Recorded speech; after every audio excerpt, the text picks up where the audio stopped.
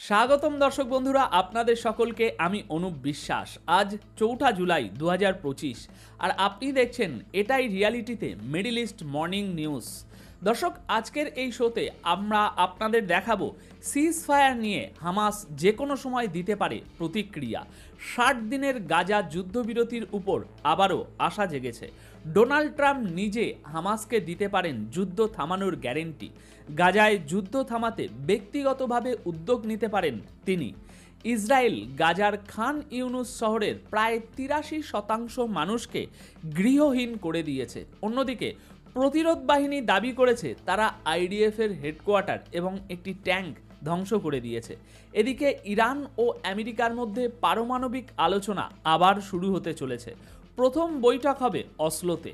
ওদিকে ইসরায়েলি মিডিয়ার সূত্রে বড় খবর, ইরানি মিসাইল আঘাতে তেল আবিব শহর ব্যাপকভাবে ক্ষতিগ্রস্ত হয়েছে আর সেই ক্ষতি মেরামত করতে বহু বছর লেগে যাবে।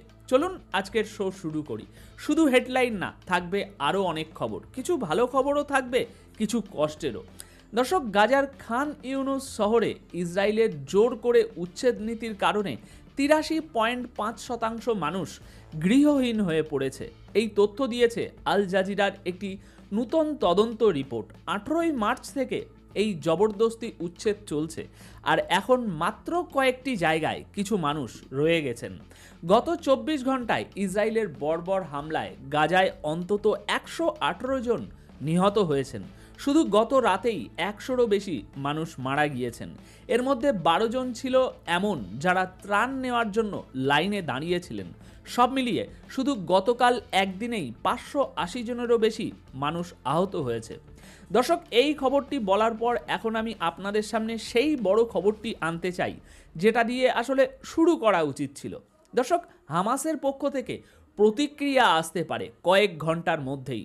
60 দিনের যুদ্ধবিরতি নিয়ে নতুন করে আশার আলো দেখা দিয়েছে।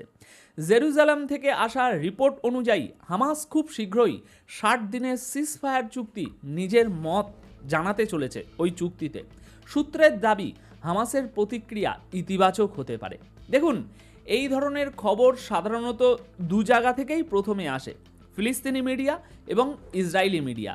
কারণ যুদ্ধবিরতি যদি দুপক্ষের মধ্যে হয় তাহলে তাদের কাছ থেকেই আগে খবর থাকবে, তো সেই জন্য এই মিডিয়াগুলোই আমি আপনাদের সামনে নিয়ে আসি। দর্শক, গত রাতে সিনিয়র হামাস নেতারা তুরস্কে একত্রিত হয়েছিলেন। সেই তুরস্কেই এই নতুন প্রস্তাব নিয়ে শেষ দফার আলোচনা হয়েছে আর এই পুরো আলোচনাটি তুরস্কের তত্ত্বাবধানেই হয়েছে। এখন অপেক্ষা শুধু হামাসের পক্ষ থেকে